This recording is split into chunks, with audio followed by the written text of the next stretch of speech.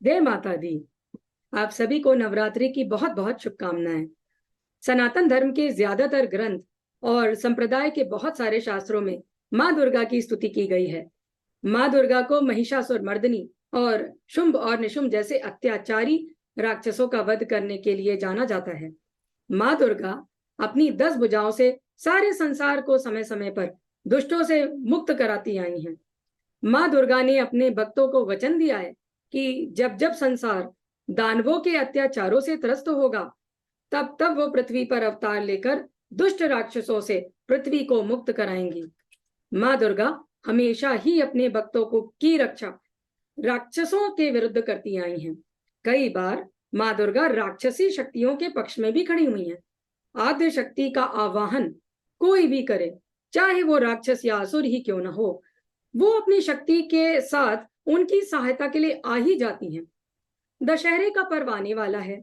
हम सभी जानते हैं कि ये पर्व श्री राम द्वारा रावण का दमन करने का प्रतीक है। इसमें माँ दुर्गा का जो हाथ है वो आज आप सबसे साझा कर रही हूँ। प्रसंग ये है कि जब श्री राम के हाथों रावण पहली बार पराजित हुआ, तो उसे लगा कि माँ दुर्गा को छोड़कर किसी और की सहायता से श्री राम को पराजित करना असंभव है। तब रावण माँ दुर्गा का आवाहन करता है। माना जाता है कि रावण की स्तुति से माँ दुर्गा उससे प्रसन्न हो गई। युद्ध के दौरान माँ दुर्गा रावण के पक्ष में थी। धार्मिक कथाओं के अनुसार जब श्री राम तथा रावण के बीच में भीषण युद्ध हो रहा था, तब श्री राम संपूर्ण पराक्रम से लड़ रहे थे, परंतु फिर भी रावण का पलड़ा भारी हो रहा था, जिसे देखकर राम जी बड़े ही आश्चर्यचकित हो गए कि स्वयं दुर्गा जी जो शक्ति का प्रतीक हैं, वो रावण के पक्ष में खड़ी हैं।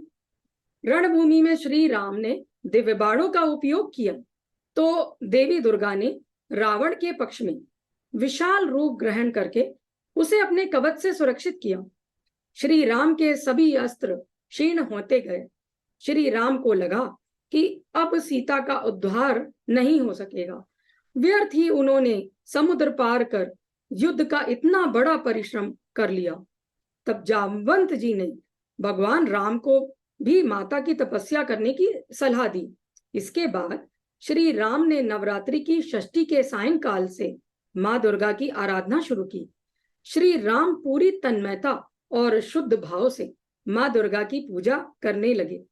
धीरे धीरे सप्तमी अष्टमी का दिवस भी बीत गया। इसके बाद नवमी की रात माँ दुर्गा छिपकर उनके पास खड़ी हो गईं।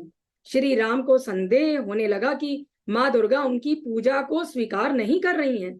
ऐसे में वो फिर से निराश हो गए। तभी विभीषण ने श्री राम को एक उपाय बताया।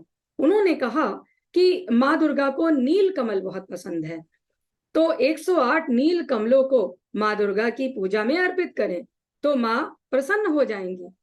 श्री राम और भी चिंतित हो गए कि इतने कम समय में दुर्लभ नील कमल कहाँ से आएंगे, तो हनुमान जी ने उनके इस कार्य के लिए आगे आए।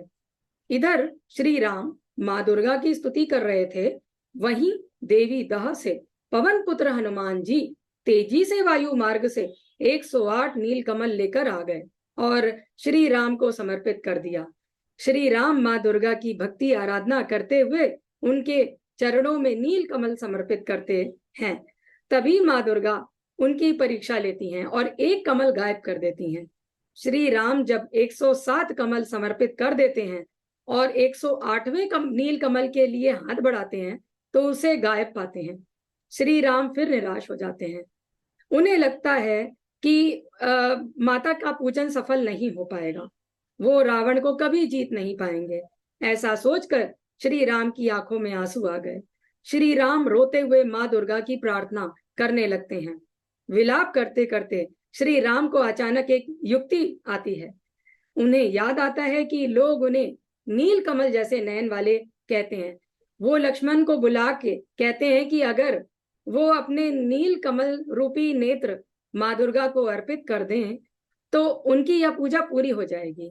ऐसा कहकर श्री राम ने अपने तरकस से एक बाण निकाला और अपनी आंखें निकालकर देवी दुर्गा के चरणों में समर्पित करने के लिए तैयार हो गए। लेकिन जैसे ही श्री राम ने बाण को अपनी आंखों में लगाया, माँ दुर्गा प्रकट हो गई और उन्होंने श्री राम का हाथ पकड़ लिया। इसके बाद माँ दुर्गा प्रसन्न हो गई और स्वयं श्री राम की वंदना करने लगी। दुर्गा माँ के आशीर्वाद से राम जी ने रावण पर दशमी तिथि को विजय प्राप्त की। इसीलिए नवरात्रि का रामायण में भी बहुत महत्व है।